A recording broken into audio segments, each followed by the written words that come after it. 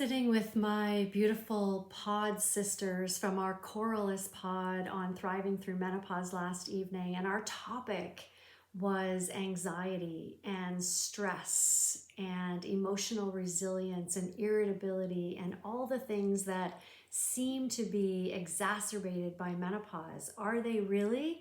Or is it just this stage of life? Is it me or is it my hormones? Is the obvious question.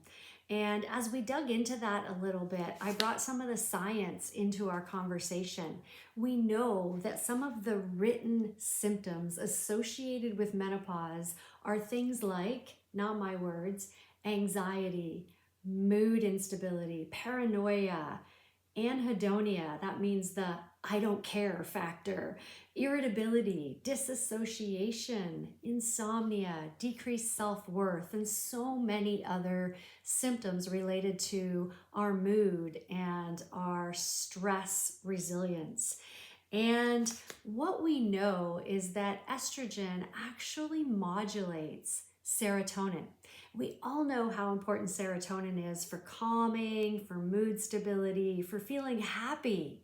And yet we know that as estrogen falls, the serotonin is actually less available to us for various reasons, and other hormones as well. And I always describe the physiology of the body as a symphony. When you change or you remove an instrument from that symphony, the harmony changes.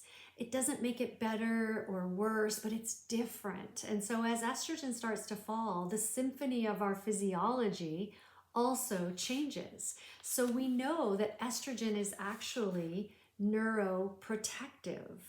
And when we have falling estrogen levels, we have an increase in some of those things that are related to mood and stress resilience and irritability and an inability to sleep.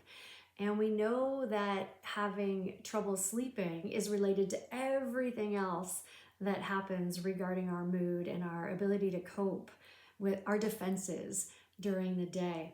So we had this beautiful conversation about these things and also some of the supportive measures that each of us are taking in our own lives to be more radically resilient. Things like meditation, journaling, long walks, even really hefty workouts increase those endorphins and make us feel better. We talked about things like supplements or augmenting our diet or improving our diet, ensuring that we're focused on nutrients and a plant slant or Mediterranean type diet or a diet that feels good for each of our individual bodies, and knowing that there are basic principles around midlife that ensure that we get the proper nutrients, the proper nutrition, and sleep hygiene, so some really good sleep and some stress reduction techniques. So those foundational pillars of lifestyle that I always talk about with diet, exercise, sleep,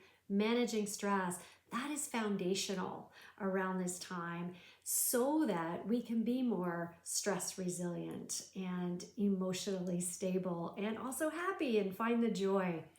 And on top of that, some supplements may help some people just in terms of filling in those nutritional gaps, because all of those nutrients are in those hormonal pathways. And so we have to continue to feed the orchestra, the symphony, make sure that all the elements and cofactors are available for our body to do what it needs to do.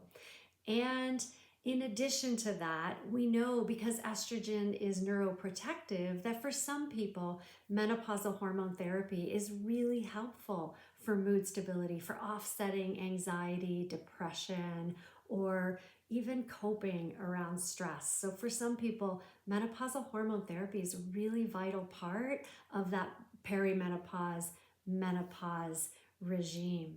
So I hope that was helpful, because last evening we really had a rich conversation and I wanted to share it with you now.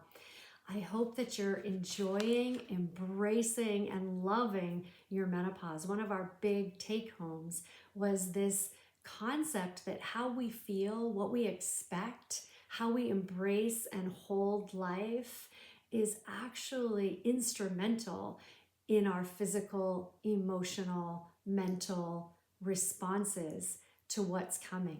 So as we feel better and more resourced and more able to manage and finding the joy and the glimmers of happiness, we will find those glimmers of happiness. And that includes menopause too. Take care.